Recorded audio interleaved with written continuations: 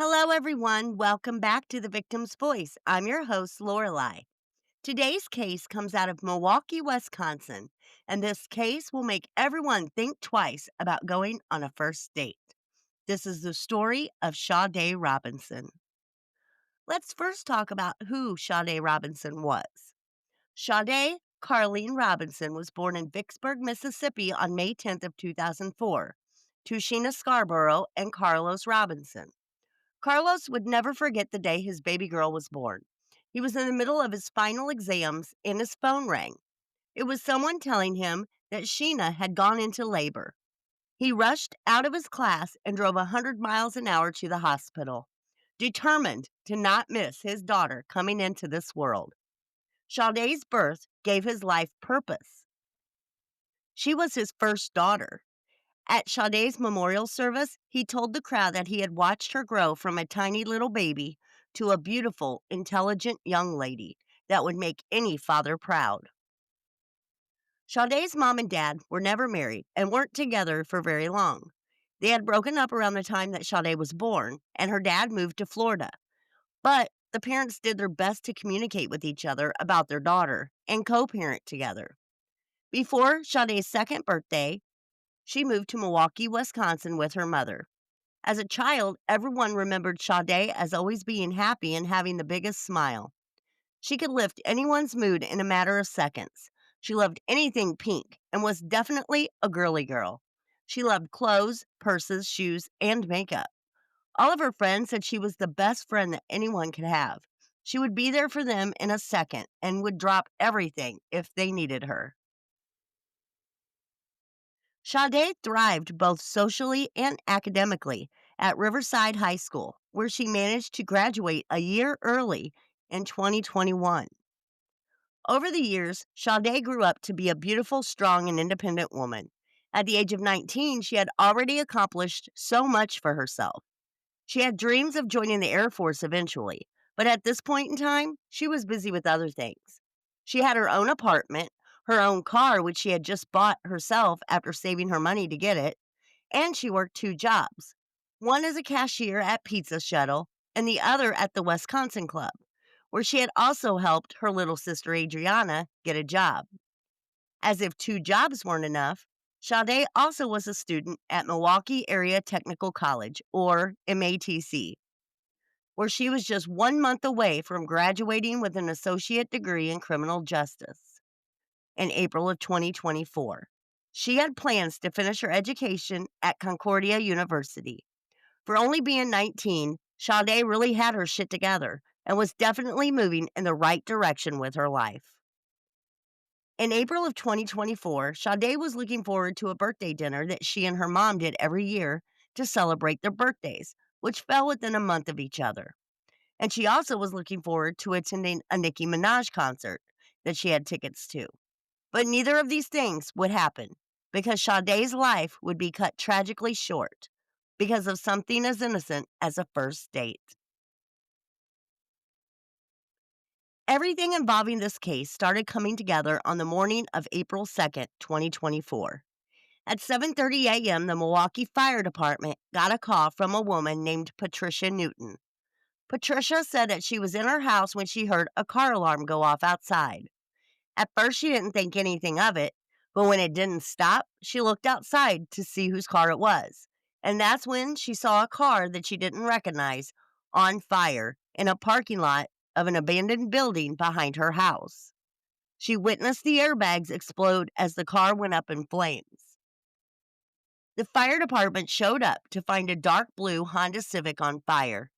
They were able to put it out quickly, and when law enforcement got there, before even talking to Patricia, they were approached by two women who had been walking down the street and saw a man wearing a dark colored hoodie with a tan colored camouflage backpack walking away from the car after throwing a lighter that was lit into the window. The car went up in flames almost immediately. The two women were yelling for help, screaming, "He did it," and waving their arms in the air as they tried to get someone to stop and call 911. They then watched the man walk slowly down the street as if he didn't have a care in the world. He crossed the street and eventually boarded a city bus. Before law enforcement tried to locate the man, they first wanted to see who the car belonged to and try to make contact with that person. So they took down the car's license plate and VIN number to run through the system. It came back to Sade Robinson. Then they slowly opened the trunk, not sure what to expect. And at first, everything looked normal. They found a black puffer jacket, whitewashed ripped jeans, and white tennis shoes. Just a bunch of women's clothing. But upon closer inspection, they realized there was something else inside the trunk: burnt human flesh. Now they knew that they needed to locate the owner of the vehicle as quickly as possible. The car was further inspected to determine the starting point of the fire. They checked under the hood and found that nothing had been touched by the fire. Everything under the hood was in pristine condition, so they could definitely rule out that the fire was caused by something malfunctioning. There was also damage to the front bumper and fender area of the car, but it was not damage from a fire. It seemed to be from an accident. It wasn't long before the fire marshal found the starting point of the fire: a stuffed animal lying on the passenger side floorboard that had been saturated in lighter fluid. Investigators continued looking into the car fire while other officers were tasked to try to make contact with Sade. But the car fire was just the beginning. Later on that same morning, law enforcement in the nearby town of Cudahy got a call from the employees of the Cudahy Water Department. Sometime overnight, the gate leading to the pump house had been struck by a vehicle. Law enforcement took down a report, and the incident didn't seem like a big deal at the time. That is, until another call came in later that evening. At around 5:30 p.m., a citizen was meeting a friend at Warnemont Park in Cudahy, the same area where the pump house gate that had been damaged that morning was located. As he and his friend walked along the shoreline towards the beach and the water, they noticed something. It was a human leg. The leg was about two-thirds of the way down the 100-foot bluff that led to the water's edge. The man immediately called police, and both the Cudahy Police Department and the Milwaukee County Sheriff's Office came to the scene. The leg was that of a black woman and had been severed below the hip socket. It appeared to have been sawed off. The toes on the feet had pink nail polish on them, and there didn't seem to be any decomposition at all, which led them to believe whatever happened to this woman had happened very recently. Detective Spittelmeister from the Milwaukee Sheriff's Department started searching the area for any cameras that might have caught something or someone in the park that could be related to the discarding of the leg. He happened to find a camera that showed the area near the roads leading to the pump house. The roads come to an end where you can make a left or a right, and if you went straight, you would come to a gate that was locked by a padlock that led to the pump house.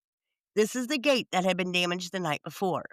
I will post a picture of the area on the Victim's Voice Facebook page to give you an idea of the layout. The video footage showed that at 2:53 a.m., a vehicle entered the frame and was traveling toward the road to the pump house. The vehicle did not make a left or a right, but continued straight towards the gated road and seemingly drove through it. Detective Spittelmeister then spoke to Brian Olson from the Cudahy Police Department, who told him about the damage that had occurred overnight to the gate. When Spittelmeister went to examine the gate, he found broken pieces of a vehicle that was determined to belong to a dark blue Honda Civic. It would later be found that they were from the car that had been set on fire that morning, the car that belonged to Sade Robinson. Detective Spittelmeister also recovered surveillance footage from the pump house, which faced north, towards the area where the leg was found. At approximately 3:02 a.m., something eerie appeared on the screen. Because of the moonlight shining in the background, a human figure can plainly be seen descending the bluff down to the beach. The figure is then seen walking back towards the pump house service road. The individual walked back and forth several times. And let me tell you, when I seen this, I got fucking goosebumps. It was so creepy, like something straight out of a scary movie. I will post the video on my Facebook page so you can all check it out. The figure walked back and forth between the service road and the bluff for about an hour and a half until they finally left in the car at 4:31 a.m., leaving the park through the same gate that they had entered through. At this point, law enforcement knew that Sade was in trouble. They had her car that was found after being intentionally set on fire with burnt flesh and women's clothing in the trunk. And 11 miles away, a human leg of a black female was found near a spot where pieces of Sade's car were found. Law enforcement went to the address that was listed as being Sade's, but they had no luck contacting her. Dr. Lauren Decker of the Milwaukee County Medical Examiner's Office did the examination of the leg. She determined that the height of the person who the leg belonged to was most likely around 5 feet tall. The leg had multiple cutting impressions around the amputation point, as well as sharp force trauma to the exposed femur bone. The leg appeared to have been intentionally severed with a sharp instrument, and the top of the femur bone appeared to have been snapped off. April 2nd was a busy day, but it wasn't over yet. Around 9 p.m., a woman named Angela John came into the Milwaukee Police Department. She wanted to report her friend and employee missing. That person was none other than Sade Robinson. According to Angela, Sade was supposed to be at work at 9 a.m. on the morning of the 2nd, but that morning she never showed up. And according to Angela, this was not like Sade. She had worked at the pizza shuttle for almost 4 years and was a staple there. She was one of their best and most dependable employees. So Sade not showing up or calling was definitely a red flag that something was wrong. Angela had texted Sade and asked her to just let her know that she was okay, but she got no response. So she called Sade's phone over and over, but it just went to voicemail. Someone from the pizza shuttle had sent Angela a screenshot of the Snapchat that Sade had posted the night before from Dukes on the Water and said that Sade was on a date that night. Angela decided to drive to Sade's apartment building and see if her car was there, but it wasn't. Angela knew something was wrong at this point and went to the police station to try to file a missing person report and show them the Snapchat. But they told her that they would have to do a welfare check first. She went home and went to bed, hoping that she would eventually get a call from Sade, but that never happened. Law enforcement had also been unable to locate Sade after finding her car that morning. The next day, on April 3rd, Detective Nora Burlow of the Milwaukee Police Department went to Sade's apartment at 1858 Brewers Point and asked the apartment manager to let her into Sade's unit. Once inside, Burlow didn't find anything to indicate that there had been an altercation or any foul play. The apartment was somewhat messy, but not in the way that would indicate any kind of ransacking had taken place. It looked like the typical home of a 19-year-old girl. There were clothes and purses thrown on the bed, but nothing unusual. After looking around the inside of Sade's apartment, Detective Burlow made contact with the maintenance man. He told the detective that he had seen Sade on the morning of the 1st as she was leaving for work. She had stopped to chit-chat with him for a minute and had told him she was excited for a date she was going on that night. It was a first date with a guy she had met just a few days before at a bar. Detective Burlow asked the maintenance man if she could look at the camera footage from the building. He pulled it up, and sure enough, the camera facing the elevator captured Sade leaving her apartment shortly before 9 a.m. on April 1st.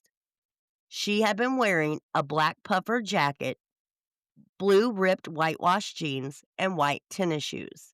The same clothing that had been found in the trunk of her burnt up car. That same day, Detective Burlow heard about the leg that had been found at Warnemont Park. So she immediately called the Milwaukee Sheriff's Department and told them about the car fire the morning before and how had no one been able to make contact with Sade, along with the fact that she had been reported missing by her boss. That's when Detective Joanne Donner was assigned to the case. Sade's family had been contacted at this point to let them know that she had been reported missing and that her car had been found and had intentionally been set on fire. They also collected buccal swabs from Sade's mom and dad for DNA comparison on the leg. When asked about Sade's height, her parents said that she was 5 feet tall, the same height that the medical examiner said the person to whom the leg belonged would have been. It didn't take long before the DNA results came back, and it was confirmed. The leg did, in fact, belong to Sade Robinson. Now detectives were going from a missing person investigation to a death investigation to now a murder investigation. Their first priority was to retrace Sade's movements on the last day she was known to be alive and find out who did this to her. While the family also wanted the person who did this to Sade to pay for what they did, they also wanted to find the rest of Sade's remains so they could lay her to rest properly. So while investigators were getting phone records and tracing Sade's last known movements, the family was creating search groups to look for the rest of Sade's remains. Sade had a strong family who loved her so much. They wanted to lay their daughter to rest and wanted every part of her to be found. Thankfully, any remains that were found by law enforcement. I know that would have been horrific if her family members had been the one to discover them. The first thing detectives did was to get Sade's phone records from Verizon. Through these, they could look at any text messages or phone numbers that she communicated with before going missing. The family and friends of Sade also let law enforcement know that Sade had the Life 360 app on her phone. This would play a big part in tracking the movements of Sade and her phone on the night of April 1st into April 2nd. Upon receiving the records, they found a text conversation between Sade and an unknown number from April 1st between 4:15 p.m. and 5:18 p.m. After running the phone number through their database, it came back to a man named Maxwell Anderson. He had given the number during a booking process when he had been arrested a year prior in April of 2023. The messages read, Sade, where can we meet? Then she says, I can do 5. Maxwell says, downtown somewhere? Sade says, okay. Maxwell says, Brat House on 3rd? Sade responds and says, perfect. Maxwell says, okay, I'm going to shower quick. I'll probably get there more around 5:15. He continues by saying, are you hungry? I'm gonna need to stop at Twisted Fisherman to pick up my W-2 from last year and we could eat there. Sade says, okay, and yes. She continues by asking Maxwell, are we eating at the Brat House or the other place? Maxwell responds by saying, let's eat at Twisted. I'm feeling seafood. Sade says, yes, I love seafood. Maxwell then says, sounds good, I'm about to leave, I'll be there soon. Sade then sends a bunch of smiley face emojis. A few minutes later, Maxwell says, just got to Twisted. Sade says, are you inside? And he says, yes. Detectives quickly put together that Maxwell was the person that Sade was going on a date with on April 1st, the date that she had spoken to the maintenance man about. Maxwell was also the person that Sade was with in the video from Snapchat that a coworker had sent Angela. At this point, it looked like Maxwell was the last person to see Sade alive. Detectives then went to the Twisted Fisherman to gather surveillance. What they found was that at 5:09 p.m., a man came into the restaurant and sat down at the bar. At 5:20 p.m., Sade Robinson is seen entering the restaurant and sits next to the man at the bar. She is still wearing the black puffer coat, white-washed ripped blue jeans, and white tennis shoes. They sit there for a little over an hour, eating, having drinks, and talking. At around 6:24 p.m., they leave the bar and both get into Sade's Honda Civic, where she drives to another bar not far away called Duke's on the Water. They arrived there around 6:30 p.m. Shortly after this, she sent a Snapchat to a friend showing her playing a bar game. Sade and her date stayed there until leaving shortly after 9 p.m. Sade and Maxwell are seen walking out of the bar together and getting into Sade's car. Sade in the driver's seat and Maxwell Anderson in the passenger seat. So let's talk about who Maxwell Anderson is. He's a former high school football star and had attended several different Catholic schools, but graduated from Pewaukee High School in 2009. Classmates of Maxwell said that he was flashy in high school, but also a little weird and awkward. He also seemed to think he was entitled. He would often introduce himself as Archie. This was because his father was very well off, owning two insurance companies and two homes, one in the suburbs of Delafield that is worth $750,000, and one on Pewaukee Lake worth $1.2 million. After graduating from high school, Maxwell worked as a manager for the company, Anderson's Insurance Associates. In 2010, Maxwell's parents got a divorce. In 2011, Maxwell was an active duty member of the U.S. Navy. However, his time in the Navy was short lived, only lasting for around 8 months. It's unknown why it only lasted 8 months, but we do know Maxwell started having run ins with the law in 2009 when he was just 18 years old. On New Year's Day in 2009 at approximately 2:30 a.m., a Pewaukee police officer noticed a car parked across the street. Maxwell was crouched behind the driver's door of the car. This is when he jumped in the car and fled the scene as the officer pursued him. He eventually stopped and said he had drunk one beer. 2 weeks after this interaction, officials at Pewaukee High School asked police to cite Maxwell for leaving class to go smoke in his car in the school parking lot. At the end of January in 2009, the Pewaukee police received an anonymous call about a house party where underage drinking was taking place. They contacted the homeowners who were out of town. However, they had given their niece permission to stay at the house. They gave the police their garage code. Upon entering, they found 20 people in the basement. One of those people was Maxwell Anderson. Maxwell broke a window in the basement so that he could flee the scene, but other people at the party snitched and gave away Maxwell's identity.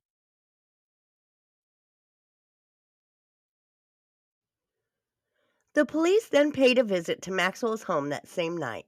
Stephen Anderson, Maxwell's father, answered and said that Maxwell had told him that he was staying with a friend and wasn't home. The officer gave Stephen a business card and asked him to contact him if Maxwell came back home or if he remembered anything. As the officers walked away, Stephen sarcastically said, "I'll see you in court," then slammed the door. Then the next day, Maxwell shows up at the police station. He denied breaking the window, but did admit climbing out of it and fleeing. He said after he fled, he had called his dad to pick him up. So, was Stephen lying when he said Maxwell wasn't home? It sounds like it. It also sounds like Stephen might be an enabler. Also in 2009, a police officer was in pursuit of a woman driving erratically who had been drinking and had a loaded gun that she had displayed in a public setting. The officer had his lights and sirens on, but one car refused to move out of the way so that the officer could continue pursuing the woman. In fact, the person in the car decided to be a complete asshole and blocked the cop so he couldn't go anywhere. The officer was finally able to get around the car, but before he did, he took down the car's license plate number. After arresting the lady, he ran the info on the other car and it came back as being registered to Stephen Anderson, with none other than Maxwell Anderson being the driver. But Stephen refused to give the officer any information about his son. And even after the officer told him the seriousness of the situation, Stephen proceeded to yell at the officer. In 2010, Maxwell was caught drinking at a house party once more, but this time he didn't climb out of a window. No, this time he hid behind an entertainment center with a blanket over him. Once he was caught, he started shouting obscenities at the officers, calling one female officer the C word. For this, Maxwell was arrested. However, before getting to the jail, he decided to urinate all over the seat of the squad car. If you listened to last week's episode, then you know that Maxwell does have a problem with continence and should probably wear adult diapers. He was taken to Waukesha County Jail, but was only given a few citations and let go, receiving no criminal charges. In 2011, Maxwell left Wisconsin and moved in with a childhood friend who was attending college in Tempe, Arizona. There were two other roommates in the house that thought Maxwell was very strange. He would carry a gun with him throughout the house and would set strange booby traps around the house. He would leave marbles on the floor, and once he even tried to suspend a wooden stake above a door so it would fall on the person who opened it. All I have to say is, why? Apparently, during this time, Maxwell was being a bum. He never got a job because Daddy was sending him money. He wasn't attending school, and he never cleaned up after himself. He would also drink the other roommate's beer and then replace it with a cheaper brand. And that's only after they said something to him. One day, Maxwell and the friend he had moved to Arizona to live with got into an argument. The friend ended up walking away and going into his own room where he sat down at his desk. A minute later, Maxwell entered the room holding a gun and stood over the desk. His friend said Maxwell didn't look like himself and that it looked like someone had taken over his body. By 2014, Maxwell had moved back to Wisconsin, and since his dad had relocated to Florida, it seemed that Maxwell would be on his own if he got into trouble with the law. And of course, he did. In July of 2014, a 911 call came in, and it was reported that Maxwell was at his mother's house, and he was freaking out and having a tantrum. He was throwing things and punching holes in the walls. The police arrived as Maxwell was still acting erratic. At one point, he looked at the officer and said, "What are you going to do? Shoot me?" He then jumped into his mother's car and took off. He did bring it back, however, but when he did, he crashed into the back deck. Maxwell's mom told police that she believed her son was under the influence of drugs and alcohol, but that she didn't want to press charges. Another person that was at the house during that time had also been assaulted by Maxwell and was treated at an area hospital for several broken ribs. Maxwell was arrested and charged with 2 counts of disorderly conduct, which would normally carry a sentence of 6 months in jail and a fine. But Maxwell was offered a plea deal and pleaded guilty to 1 count. In 2015, Maxwell was staying with some family in Egg Harbor, Wisconsin. Though they eventually got sick of him for not pulling his weight around the house, he couldn't hold a job, he was a slob, and just an asshole in general. They tried to talk to him and suggested that he get some help for his mental health. But this infuriated Maxwell. He started punching holes in the walls, threw a glass and broke it, and then when the family members tried to call the police for help, he destroyed 2 of their cell phones. Maxwell's shenanigans at this time landed him with some hefty charges: disorderly conduct, 2 counts of criminal damage to property, and felony witness intimidation. But once again, Maxwell was offered a plea deal to which he, of course, accepted, and the felony charge was amended to a misdemeanor. So, all in all, he was found guilty of 3 misdemeanors, which also meant no jail time. Again, instead, he was given probation for 2 years. In 2019, once his probation was over, Maxwell relocated back to Milwaukee. He moved into a brick duplex on 39th Street that his father had owned. Stephen had sold the duplex to Maxwell, which at the time was valued at around $300,000. This duplex had a living space on the top floor and the bottom floor. Maxwell occupied the top floor, and a man he had known since childhood named Pete Warbington, who had been on a Little League team that Maxwell's dad coached, rented the bottom floor. He had moved back to the area for work in 2022, and Maxwell had offered to rent him the space for $1,000 a month. When he first moved in, Maxwell had told Pete that he had put $40,000 down on the property at the time he bought it. Pete started wondering if this was true after living there for a while and realizing that Max seemed to have trouble holding down any job. He said that he changed jobs frequently and went long periods without working. And when he did work, he only worked about 3 days a week. Pete said the first year living at the duplex, he hung out with Max a handful of times. After the first year, Pete started distancing himself from Maxwell because of his actions and his personality. He said that he had become an insufferable and disruptive landlord. He would bring people home from the bar at all hours of the night and would work on quote unquote home improvement projects during the night. He didn't seem to care if his tenant had to drag ass to work the next day because of a lack of sleep. One of the projects Maxwell had started consisted of digging holes all over the backyard. It started out being smaller holes, but eventually they became larger and very deep. Of course, this was concerning to his tenant.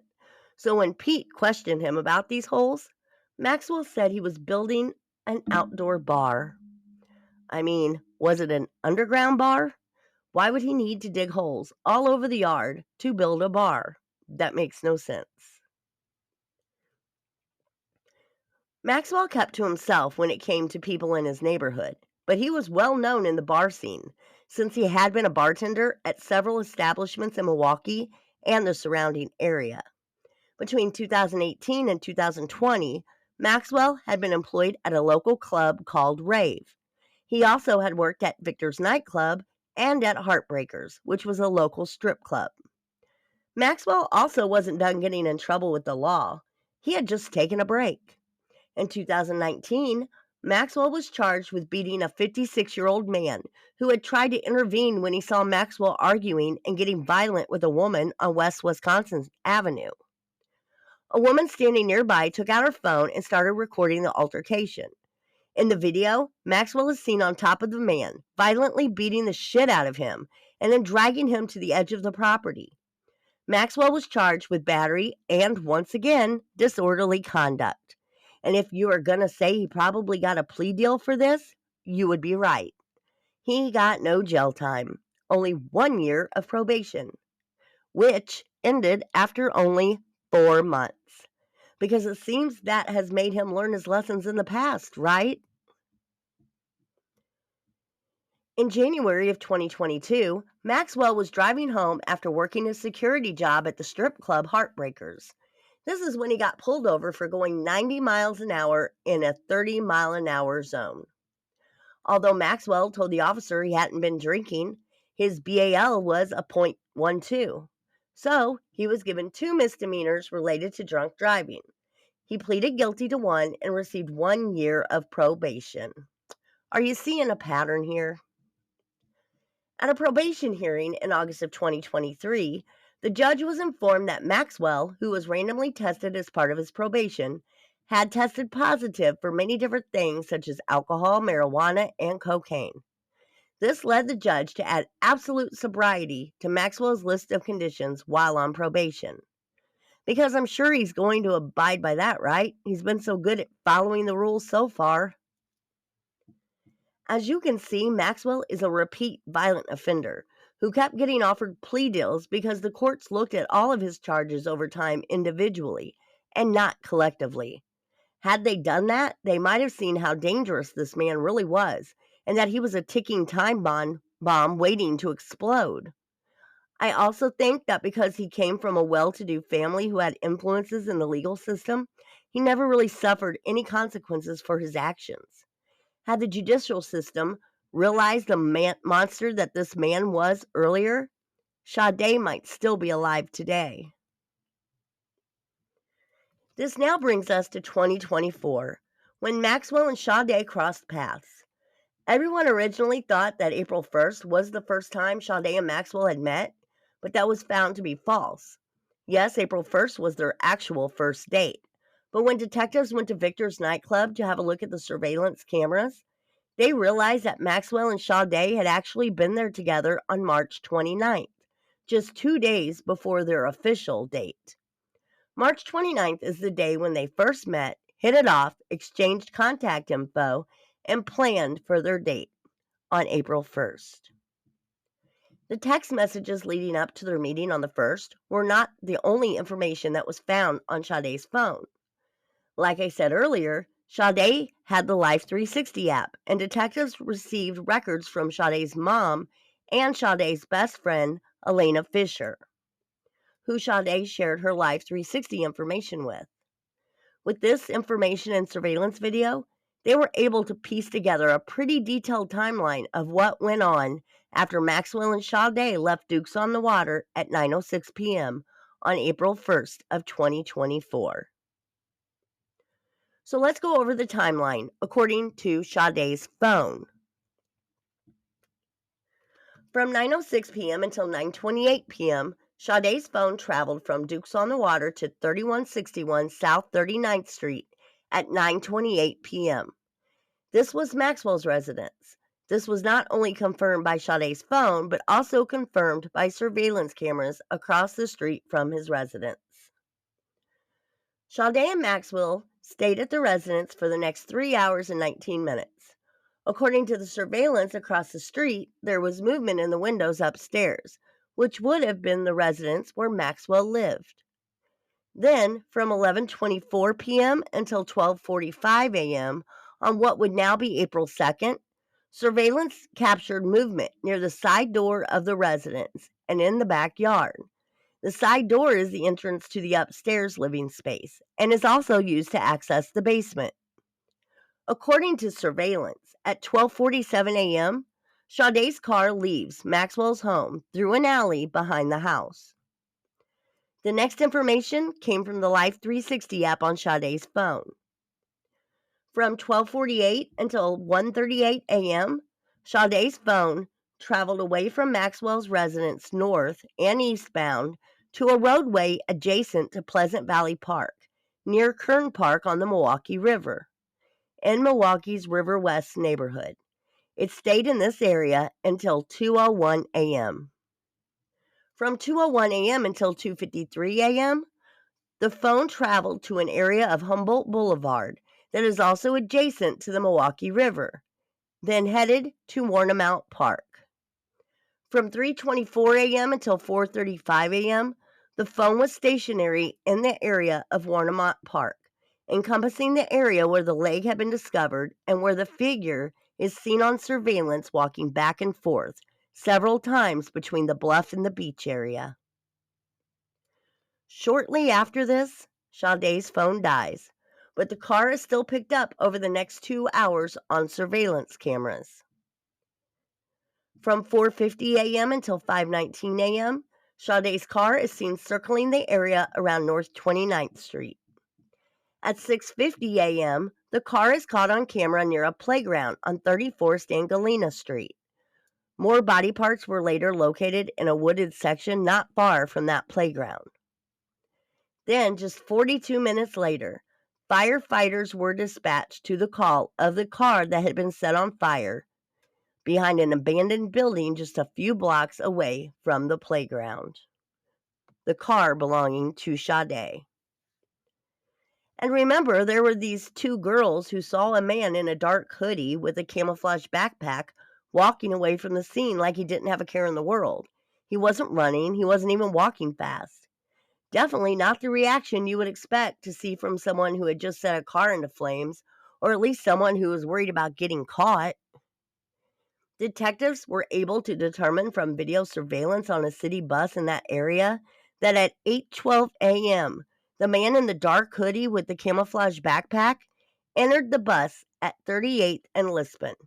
He talked to the bus driver for a moment, paid the fare, and sat down in the front of the bus, where the camera could get a good look at his face. And it was indeed the face of Maxwell Anderson. I will post the photos from the bus video on the Victim's Voice Facebook page. At 8:35 a.m., Maxwell exited the bus a few blocks from his house, and at 8:43 a.m., surveillance showed Maxwell entering the side door of his residence. On April 4th, just 3 days after that first date with Sade, Maxwell Anderson was arrested during a traffic stop not far from his home at 38th and Lakefield Drive. Later that day, a search warrant was executed on his house. The warrant carried over into the next day, April 5th. On April 5th, another search was done, and then another one was done on April 16th. The house was pretty well kept for it being a single guy who lived there, and it seemed like Maxwell had tried to make it somewhat homey with an array of houseplants. But there was also some very strange and eerie things found. There was blood on the bedroom walls and on the walls leading to the basement. But that blood came back as not being Sade's. They found several gasoline containers. There was an axe hanging on the living room wall. Women's clothing and a woman's ID card were found hidden in a bench in the basement, none of which belonged to Sade. This makes you wonder if Sade was Maxwell's first victim or if he had done this before. Then there were the knives. A total of 60 knives in Maxwell's home. 51 knives were in the kitchen, along with some fancy blocks that were later said to be knife sharpeners.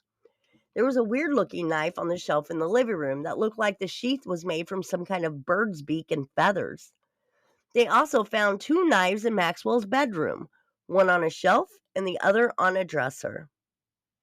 They found a gun in the living room. It was in a box in the desk drawer. They also found a red flannel jacket, the same jacket that Maxwell had worn on the date with Sade, lying on the couch. And the Carhartt t-shirt that he had worn underneath the jacket was found in the dryer. Pictures shown of Maxwell's home show a big armoire in his living room that contained numerous bottles of alcohol. That shows how well he was following his probation orders of absolutely no alcohol or drugs. Down in the basement of Maxwell's house, it got even creepier. They found a makeshift room that had a bed in it hidden behind curtains. The room seemed to be a kind of sex room, as there were swings, restraints, and hooks found. This guy is really weird. During this time, Maxwell had not been charged yet for Sade's murder. They were waiting for the results of the blood test and other DNA testing to come back. Maxwell's father, in the meantime, hired a lawyer for his son. The lawyer was a well-known attorney in the area, as he had been the attorney for Morgan Geyser in the Slenderman trial. That's a case I will be covering soon. His name is Anthony Cotton. He's also known for his colorful yet atrocious-looking suits and matching glasses that he wears during trial. On April 8th, 4 days after Maxwell was arrested, Cotton asked the judge to release Maxwell until all the testing came back, since they hadn't actually charged him with Sade's murder. The judge's answer was a hard no. They had also gotten a warrant during this time to search Maxwell's phone, and what they found was damning evidence that Maxwell was one sick fuck. At 10 p.m. on April 1st, Maxwell's camera on his phone had activated. In the first picture, you see Sade. She was lying face down on Maxwell's couch with her underwear and jeans pulled down. She was not moving and did not appear to be conscious. In another picture, a black woman wearing the same sweater Sade had been seen wearing in surveillance that night was lying face down on Maxwell's couch, and a hand was grabbing her exposed right breast. This picture is also believed to be Sade. And in another picture, a hand that appears to be Maxwell's is holding a severed right breast, seemingly the same breast that had been on the woman that he had been groping in the photo before. At 12:05 a.m., the photos were deleted off of the device, and there was no more activity on the phone until 9 a.m. the next morning. Why? Why don't these criminals understand that you can delete stuff off of your devices, but it doesn't disappear? That the authorities can find anything on your phone. I don't understand why they don't get this. So on April 12th, Maxwell Anderson was charged. He was charged with first-degree intentional homicide, mutilating a corpse, and arson. Maxwell pleaded not guilty. In the meantime, law enforcement, along with Sade's family, were searching for the rest of her body parts. More were found, but to this day, some are still missing, including Sade's head. Thankfully, it wasn't her family that found any of the parts, but it was law enforcement who had gone back to all of the places that Sade's phone had pinged on April 1st and into April 2nd. On April 6th, a human foot, a few bones, and more flesh were found in some woods near railroad tracks in close proximity to that park on 31st and Galena. The foot matched the leg that was found at Warnemont Park on the 2nd. On April 18th, a torso and an arm belonging to Sade were discovered in a remote tree-lined stretch of beach in South Milwaukee. And on May 11th, an arm belonging to Sade washed up on a beach along Lake Michigan in Waukegan, Illinois. It seemed that Maxwell discarded most of Sade's remains in Lake Michigan, thinking that the lake would hide his secret forever. But he was wrong. In fact, they believed that he actually dismembered Sade on that beach in Warnemont Park. That's why he was there for an hour and a half and was seen making several trips back and forth. He seemed to get his inspiration to do this from a Netflix show that he was watching during the time that Sade was at his apartment, a show called Love, Death, and Robots. In this show, a corpse was actually dismembered on a beach. And according to someone that hung out with Maxwell, he had been planning this for a while. This friend had come over to Maxwell's home at one point in the months leading up to Sade's murder, and Maxwell took this friend to the basement, where the walls and floors were covered with tarps, and he told his friend that he not only planned to murder and dismember someone, but he had actually said that it was Sade. So if this is true, then he knew Sade before what was thought to be their initial meeting on March 29th. Or did he maybe know of her and then set it up to where they would come into contact? I believe whether it was Sade or someone else, Maxwell had been planning this, and I really don't think Sade was his first victim from the looks of what they found in his home. While Maxwell sat in jail awaiting trial, Sade's family, alongside the community, was making sure that everyone knew what an amazing person Sade was, and what a horrific monster that Maxwell Anderson was. On April 15th of 2024, Sade's family and several members of the community gathered outside of Maxwell's home on South 39th Street for what they called a pink out. They decorated the exterior of the home along with the front lawn in all things pink, Sade's favorite color. There were signs, streamers, balloons, blankets, stuffed animals, posters. Anything pink was fair game. Some people have reported that Steven Anderson had a problem with this, and he can fuck off. Nicole Green didn't know Sade or her family personally, yet drove over an hour to participate in the pink out. She said, quote, "I am 50 years old and I can relate to her. All she wanted was love." On April 19th of 2024, a vigil was held honoring Sade in her memory. The community was there standing with Sade's family, letting them know that they had their support. Sade's Uncle David said, quote, "This is very, very tough for me and my family, and it's going to be tremendously hard to move on living." A member of the community said, quote, "She brought us. Care for her family brought us here. I think this is a terrible theft for the city. I think this man stole her. He had no right to do that." End quote. Sade's family and friends said that they are determined to make sure that no other family has to go through something like this. Her friends and family said they're working on starting a nonprofit called Sade's Voice to help support the families of missing Black women and children. Of course, Maxwell the Monster wouldn't fess up and admit what he did to Sade, and was going to make her family relive this nightmare by taking it to trial. Even though with the evidence the prosecution had, Maxwell didn't have an ice cube's chance in hell of being found not guilty. On May 27th, 2025, just a little over a year since Sade was so horrifically murdered, Maxwell's trial started. The jury was shown all the surveillance evidence, physical evidence, and listened to the testimony of different police officers, firefighters, detectives, the medical examiner, and a handful of other witnesses, such as Sade's friends and coworkers. The prosecution had made sure they put on a very thorough, easy-to-follow case, going over the events of April 1st and April 2nd in chronological order. They put in hundreds of hours of work in over a 14-month period to investigate and prepare for a trial that was repeatedly delayed. They stated that the case was not clear cut from the beginning. It was like a puzzle with pieces that are still missing. Some of Sade's remains were not found, and they may never know how she died. The defense's case was merely that Maxwell was at the wrong place at the wrong time. Well, he would have had to have been at several different places, all at the wrong time.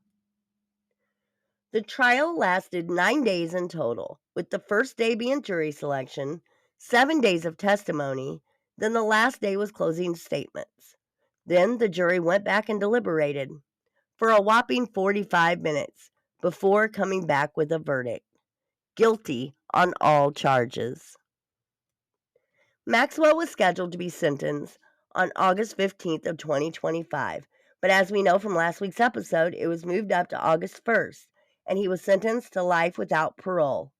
I covered his sentencing hearing in last week's episode, so if you haven't already, go give it a listen. For photos from this episode, check out The Victim's Voice on Facebook or on our new webpage at thevictimsvoice.org, and come back in 2 weeks for a new episode. Until then, stay safe and peace out.